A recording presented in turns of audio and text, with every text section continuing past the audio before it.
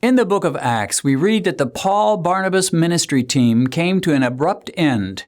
During their first and only missionary journey together, we read, "Now when Paul and his party set sail from Paphos, they came to Perga in Pamphylia, and John Mark, departing from them, returned to Jerusalem."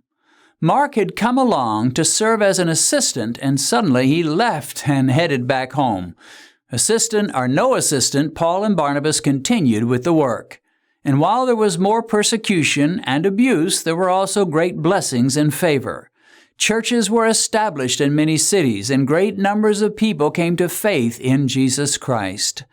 By the time they returned to Antioch, they were thrilled to report all that God had done. And when Mark heard it, he apparently began to have some regrets. After a season of recuperation and refreshing, Paul was ready to go at it again. Barnabas thought this was a capital idea, suggesting that they take Mark with them once again. But Paul did not approve of the idea. We find the heart of their disagreement summed up in the following words. Now Barnabas was determined to take with them John called Mark, but Paul insisted that they should not take with them the one who had departed from them in Pamphylia. To Paul, this was unthinkable. To take with them the same man who had previously left them was just too much of a risk. Besides, Mark needed to learn that this kind of behavior was totally unacceptable. We find the ultimate reason for the split of this amazing ministry team in two words: determined and insisted. Barnabas determined to take Mark, and Paul insisted that Mark should not be allowed to go. These words are both strong words and allow little room for compromise. Now, both men, Paul and Barnabas, were good men, godly men, praying men, anointed teachers and preachers of the gospel of Jesus Christ. Both were certain that they were right, and both believed the exact opposite from the other. The result was exactly what one might expect. Paul chose another brother named Silas and went out to preach the gospel. Barnabas took Mark and went to a different place to preach Christ and establish churches there. A powerful ministry team had split down the middle. The Bible tells us, "Then the contention became so sharp that they parted from one another." There are a few conclusions and lessons we can reasonably draw from this event.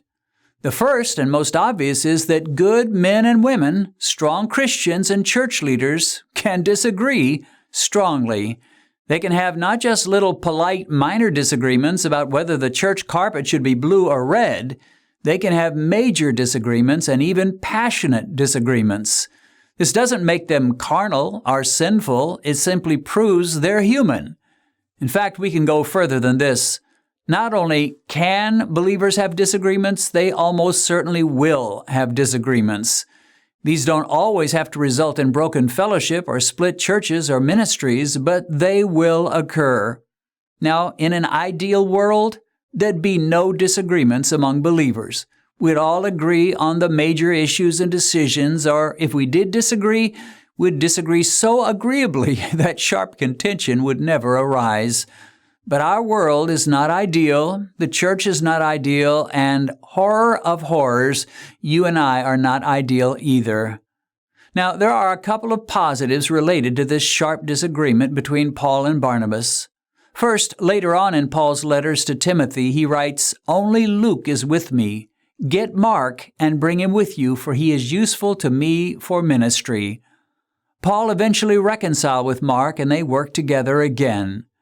The other positive is that Paul, Barnabas, and Mark all went on in ministry. Sometimes when relationships or ministry teams are broken, we have a tendency to want to retire to the farthest corner and lick our wounds. We suppose that we're no longer worthy to serve Jesus. But Paul and Barnabas went right on as they always had, albeit with different partners. And Mark proves a steadfast and faithful minister of the gospel as he matures. The gospel of Jesus Christ is far too valuable for us to draw back or give up every time we experience a hiccup or things don't go so smoothly. When all is peaceful, we will proclaim Jesus Christ. And when there are disagreements and conflicts, and when friends or co-workers or even spouses forsake us, deny us, or mock us, still we will follow Jesus and shine His light on our darkened world. We can do no less for the one who gave His life for us.